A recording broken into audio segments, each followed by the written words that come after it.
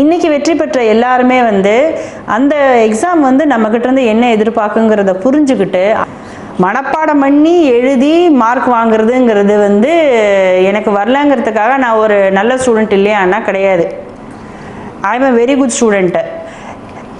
I am jack of all trades but master of nothing. நான் வந்து ஒரு விஷயத்த வந்து ஃபுல்லாக படித்து அப்படியே எழுதுறேன் அப்படின்னா அதெல்லாம் கிடையாது. அது இன்னி வரைக்குமே கிடையாது. எப்போ படிப்ப, எப்படி நீ மார்க் வாங்குற? யூத் பேப்பரின் இனிய வணக்கம். மறக்காமல் சப்ஸ்கிரைப் பண்ணுங்கள், பக்கத்தில் இருக்க பெல் ஐகானை கிளிக் பண்ணுங்கள். தேங்க்யூ. அனைவருக்கும் வணக்கம். என்னுடைய பேர் வந்து நிறைமதி. இந்த யூத் பேப்பர் சேனல் வழியாக உங்களை சந்திக்கிறதுல ரொம்ப சந்தோஷப்படுறேன். ஏன்னா படிக்கிறது எப்படிங்கிறது வந்து தெரிஞ்சாதான் வந்து எந்த காலத்துலையும் படிக்க முடியும். நமக்கு தெரிஞ்ச ஒரே விஷயம், இது வரைக்கும் எனக்கு தெரிஞ்ச ஒரே விஷயம் படிக்கிறது மட்டும்தான். அதுதான் வந்து இன்றைக்கி நான் இங்கே உட்காந்து இதெல்லாம் பேசுகிறதுக்கான காரணமும் கூட. கல்வி தான் வந்து உங்களை உயர்த்தும். ஆனால் அதை நீங்கள் எப்படி படித்து எப்படி கொண்டு போகிறீங்கிறது வந்து அவரவர் கையில் தான் இருக்குது. கல்வியை நம்ம எந்த மாதிரி பயன்படுத்துகிறோங்கிறது நம்ம கையில் தான் இருக்குது. இதை வந்து ஒரு பேரண்ட் வந்து என் கிளாஸ்மேட்டை அவங்களோட பேரண்ட்டே வந்து என்கிட்ட நிறைவேறேன். ஏமா நீ எப்போ பார்த்தாலும் கிளாஸ்லேயே இருக்க மாட்டேங்கிற, அங்கே போகிற இங்கே போகிற, அப்புறம் நீ எப்போ படிப்ப, எப்படி நீ மார்க் வாங்குற? இந்த கேள்விக்கு பதில் வந்து எனக்கு அப்போ தெரியல. இல்லை ஆண்டி, நான் படிப்பேன், எனக்கு எப்போ தோணுதோ அப்போ படிப்பேன். இது மாதிரி வந்து அப்படி தான் எனக்கு பதில் சொல்ல தெரிஞ்சதே தவிர இதுக்கான காரணம் என்னன்னு எனக்கு தெரியலை, அப்போ தெரியல.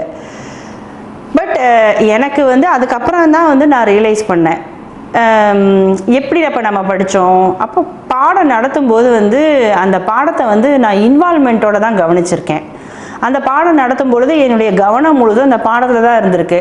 இந்த பாடத்தை மனப்பாடம் பண்ணணும்னு நினச்சி நான் என்றைக்கும் படிக்கலை. இந்த ஆட்டிடியூடில் இருக்கிற டிஃப்ரென்ஸ் தான் வந்து விஷயங்களை நம்ம வந்து ஞாபகம் வச்சுக்கிறதுக்கும் அதை மெமரி பண்ணாமல் அதை எப்படி வந்து நம்ம வந்து படிக்கணும் அப்படிங்கிறதுக்குமான ஒரு இதை கொடுத்தது வந்து இந்த ஆட்டிடியூடு தான். ஸோ நம்ம படிக்கும்போது நமக்கு இருக்கிற ஆட்டிடியூடு எந்த வகையில் நம்ம படிப்பை பாதிக்குதுங்கிறதுக்கு இது ஒரு எக்ஸாம்பிள்.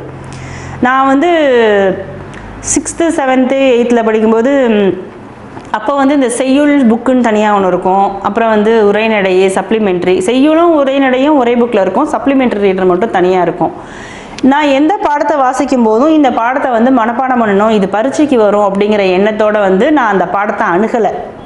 இப்போ தமிழில் வந்து ஒரு பாடம் படிக்கிறோன்னா அந்த தமிழில் இருக்கிற பாடத்தில் என்ன சொல்லியிருக்காங்க, அதில் இருக்கிற கருத்து என்ன. ஃபார் எக்ஸாம்பிள் நான் படித்த ஒரு பாடம் சொல்கிறேன், உணவே மருந்துன்னு ஒரு பாடம் இருக்கும். அந்த பாடத்தில் வந்து என்ன சொல்லியிருப்பாங்கன்னா, எந்தெந்த உணவை வந்து நம்ம எப்படி வந்து நம்ம பயன்படுத்தணும் அப்படின்னு சொல்லுவாங்க. அந்த காலத்தில் வந்து கருகப்பிள்ளையை வந்து நம்ம இப்படி பயன்படுத்தணும், இதில் வந்து இந்த சத்து இருக்குது, உடம்பு சரியில்லைன்னா நம்ம வந்து ரசம் வைப்போம், ஏன் நம்ம அதை வைக்கிறோம் அப்படின்னா அதில் வந்து சீரகம் மிளகெல்லாம் வந்து இந்த சளியை போக்குறதுக்கான இது மாதிரி ஒரு பாடம் இருக்கும். அப்போ இந்த பாடத்தை நான் படிக்கும் பொழுது என்னோட இது என்னென்னா, இதில் எல்லாம் இருக்குதா அப்படின்னு சொல்லிட்டு இந்த மாதிரி இந்த தெரிஞ்சுக்கிறதுக்கு தான் வந்து நான் அதை வந்து பாடமாக படித்தேனே தவிர இந்த பாடத்தில் வந்து இந்த கேள்வி வரும், இதை மனப்பாடம் பண்ணி நம்ம வந்து எழுதணுங்கிற வந்து அந்த ஆட்டிடியூடு வந்து எனக்கு எப்போவுமே கிடையாது. இங்கிலீஷில் படித்தாலும் அப்படி தான். லாங்குவேஜ் வந்து ஒரு அப்போல்லாம் என்ன சொல்லுவாங்கன்னா, லாங்குவேஜில் கம்மி மார்க் வாங்கினா போதும், மற்ற சப்ஜெக்ட்ஸில் ஜாஸ்தியாக வாங்கணும். இந்த மாதிரி வந்து அப்போ ஒரு ஆட்டிடியூட் இருந்தது. காம்ப்ரிஹென்சிவ் ஸ்டடிங்கிறது கிடையாது. எப்படின்னா இப்போது ஒரு எக்ஸாம் வைக்கிறாங்க, அதில் வந்து இவ்வளோ மார்க் வாங்கினா இந்த கிரேடு, இவ்வளோ மார்க் இல்லைன்னா இதை வந்து என்னால் அப்பையிலேருந்தே ஏற்றுக்கொள்ள முடியல. இப்போ வந்து அதை ஒரு பெரிய விஷயமா வந்து நம்ம பேசுகிறோம் இப்போ இருக்கிற காலகட்டத்தில். பட் நான் அப்போ படிக்கும் பொழுதே வந்து என்னென்னா அதை அப்படி வந்து என்னால் எடுத்துக்க முடியல. இதை வந்து ஒரு கருத்தாக அப்போ பதிய வைக்கிறதுக்கோ அல்ல வந்து இதுதான் ஒரு முறைன்னு சொல்கிறதுக்கோ ஆன வயசோ அறிவோ எனக்கு கிடையாது. ஆனால் என்னுடைய சிந்தனை இதுவாக தான் இருந்துச்சு. எந்த ஒரு மேக்ஸ் போட்டாலும் வந்து ஸ்டெப் பை ஸ்டெப்பாக போடுவேன். அதே மாதிரி இங்கிலீஷில் ஒரு பாடம் படித்தாலும் இந்த கேள்விக்கு இந்த ஆன்சரை மனப்பாடம் பண்ணி எழுதணும்னு நான் படித்தது கிடையாது. முதல்ல அதில் என்ன கதை இருக்குது, எதை பற்றி என்னென்னலாம் சொல்ல வராங்க அப்படிங்கிறத தெரிஞ்சுக்கிட்டு அதுலேருந்து நீங்கள் என்ன கேள்வி கேட்டாலும் நான் பதில் சொல்லுவேன். இந்த மாதிரி ஒரு ஹோலிஸ்டிக்காக தான் வந்து என்னால் வந்து பாடங்களை படிக்க முடிஞ்சுது. சயின்ஸாக இருந்தாலும் அப்படி தான், சோஷியலாக இருந்தாலும் அப்படி தான். அண்டர்ஸ்டாண்ட் பண்ணி தான் நம்ம வந்து படிக்கணும். இந்த பாடத்தை படிக்கணும், இதை படித்து இத்தனை கேள்வி எழுதணும், இதை படிச்சுட்டு இது எழுதினா மார்க் வரும்னு நினச்சி படிக்கிற அந்த ஆட்டிடியூட் மாறினாலே நமக்கு வந்து கண்டிப்பாக வந்து அந்த பாடம் வந்து பிடிச்சி போகும். இதில் என்னதான் இருக்குதுன்னு நம்ம படித்து தெரிஞ்சுக்கலாம். தெரிஞ்சதில் ஏதாவது கேட்டால் கேட்குற கேள்விக்கு நமக்கு எப்படி பதில் எழுத தெரியுமோ அதை எழுதி வைக்க வேண்டியதான். இதுதான் நான் ஃபாலோ பண்ணது. இதை வந்து ஒரு சிஸ்டமேட்டிக்காக யாரோ சொல்லி கொடுத்தாங்களா இல்லை நானே வந்து டிவைஸ் பண்ணேனா, அதெல்லாம் கிடையாது. எனக்கு இவ்வளோ தான் தெரியும், அதை தான் நான் செஞ்சேன்.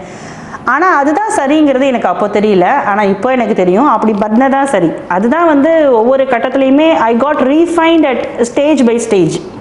என்னதான் வந்து நம்ம அதர் ஆக்டிவிட்டீஸில் இன்வால்வ் ஆனால் கூட நம்ம படிக்கிற ஒரு விஷயத்த என்ன மனநிலையில் என்ன இதில் நம்ம அணுகிறோங்கிறது தான் நம்மளை வந்து அந்த விஷயத்தை பற்றின நம்மளை ஒரு மாஸ்டராக ஆக்குது அப்படிங்கிற விஷயத்த வந்து நான் இதன் மூலமாக தான் தெரிஞ்சுக்கிட்டேன். நான் மனப்பாடம் பண்ணி எழுதி மார்க் வாங்குறதுங்கிறது வந்து எனக்கு வரலங்கிறதுக்காக நான் ஒரு நல்ல ஸ்டூடெண்ட் இல்லையான்னா கிடையாது. I am a very good student. I am jack of all trades but master of nothing. நான் வந்து ஒரு விஷயத்த வந்து ஃபுல்லாக படித்து அப்படியே எழுதுறேன் அப்படின்னா அதெல்லாம் கிடையாது. அது இன்னி வரைக்குமே கிடையாது. ஏன்னா எனக்கு என்ன தெரியும்னா, இந்த ஒரு விஷயத்தை எப்படி கையாளணும்னு தெரியும், இந்த விஷயத்துக்கு தேவையான தகவல்களை எங்கே தேடணும்னு தெரியும், இந்த விஷயத்தை முடிக்கணும்னா என்னென்ன செய்யணும்னு தெரியும். எனக்கு எல்லா விஷயமுமே தெரிஞ்சிருக்க வேணுங்கிற அவசியமே கிடையாது. எந்த விஷயத்தை தேவையோ அந்த விஷயத்தை தேடணும்னா என்ன செய்யணும், எங்கேருந்து நம்ம எடுக்க தரலாம், அந்த அடிப்படை தகவல்கள் வந்து எனக்கு தெரியும். இதுதான் வந்து இந்த மாதிரி நான் இருந்தது தான் வந்து ஐ திங்க் இந்த ஃபீல்டுக்குள்ளார நான் என்ட்ரு ஆனதுக்கு ஒரு காரணம். இன்னும் வந்து அதில் படித்த விஷயங்கள் எனக்கு ஞாபகம் இருக்குது. நான் +1 +2 படித்த விஷயங்கள் வந்து இன்னுமே வந்து எனக்கு சில விஷயங்கள் ஞாபகம் இருக்குது. அதே மாதிரி நான் ஸ்கூலில் வந்து படித்த விஷயங்கள் கூட அப்போ படித்தது தான். அதுக்கப்புறமே நான் ஒன்றும் பெருசாக ரிவிஷன்லாம் நம்ம எங்கே பண்ணுறோம், அதை வந்து படிக்க சொன்னாலே நம்ம ரிவிஷன் பண்ண மாட்டோம். ஆனாலும் கூட ஞாபகம் இருக்குன்னா அதை படித்த விதமும் அதை உள்வாங்கி படித்த விதம் தான் வந்து காரணம்.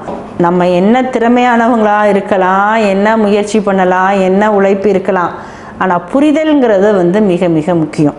ஒரு பரீட்சை அப்படிங்கிறது வந்து அது எதுக்காக வந்து பதவிக்கு தேர்ந்தெடுக்கிறாங்க, அப்போ அதுக்கு என்ன முக்கியம், அதுக்கு நம்ம எப்படி தெரிஞ்சிருக்கணும், அதுக்கு நம்ம எப்படி தயாராக இருக்கணுங்கிற விஷயந்தான் வந்து மிக மிக முக்கியம். அப்போ புரிதல் சரியாக இருக்கும் பொழுது தான் அதுக்கு உண்டான நம்மளுடைய முயற்சியும் உழைப்பும் சரியாக இருக்கும். அப்போ முயற்சி பண்ணால் உழைச்சா நம்ம வாங்க முடியாதான்னா அதை நான் இல்லைன்னு சொல்லலை.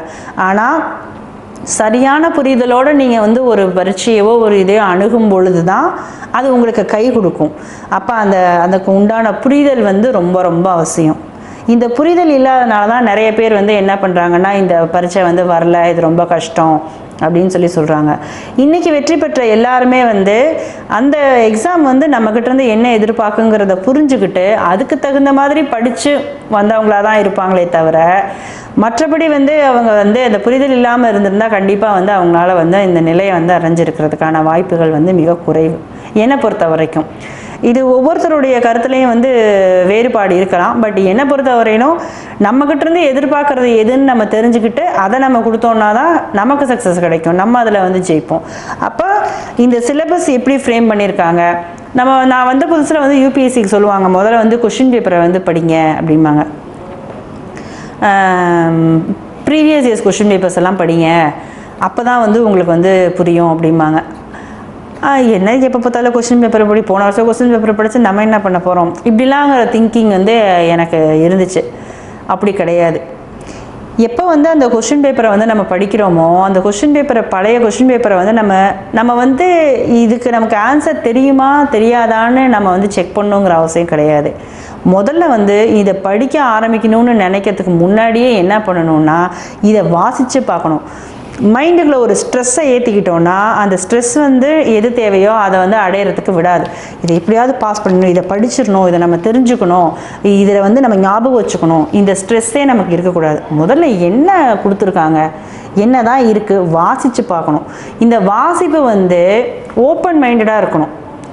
இதை நம்ம தெரிஞ்சுக்கிறோம், இதை படிக்கிறோம், இது வரும், இதை ஞாபகம் வச்சுக்கணுங்கிற அந்த ஸ்ட்ரெஸ் எல்லாம் மண்டையில் ஏற்றிக்காமல் என்ன இருக்குது, என்ன கேள்வி கேட்டிருக்காங்க, அதுக்கு என்ன பதில், இந்த கேள்வி எப்படி கேட்டிருக்காங்க, இயல்பான வாசிப்பு முதல்ல உங்களுக்கு இருந்தால் தான் அந்த புரிதல் வந்து உங்களுக்கு வரும்.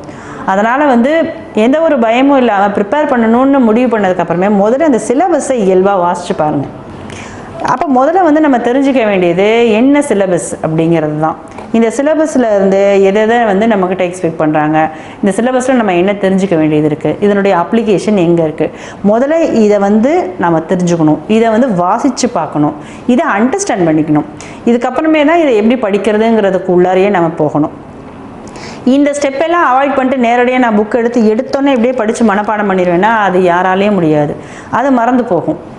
எப்போவுமே வந்து மெமரி வந்து என்ன பண்ணணும்னா ரிப்பீட்டடாக வந்து நம்ம படிக்க தான் ஞாபகம் இருக்குமே தவிர ஒரு தடவை படித்த உடனே எல்லாமே மூளையில் அப்படியே ஞாபகம் இருக்குமா அப்படின்னா கண்டிப்பாக கிடையாது. அதுதான் ரிவிஷன் அப்படிங்கிற ஒரு விஷயம். அதனால் அந்த சிலபஸை வந்து நீங்கள் வந்து முதல்ல வந்து நல்லா வந்து பொறுமையாக அமைதியாக உட்காந்து கோ த்ரூ பண்ணிவிட்டு அந்த சிலபஸில் இருக்கிற ஒவ்வொரு வார்த்தைக்கும் பொருள் இருக்கும். அந்த ஒவ்வொரு வார்த்தைக்கும் என்ன பொருளுங்கிறத முதல்ல நீங்கள் வந்து கண்டுபிடிக்கணும், அதை வந்து நீங்கள் புரிஞ்சுக்கணும். அதுக்கப்புறமே தான் நீங்கள் வந்து படிக்கிறதுக்குள்ளாரையே போக முடியும்.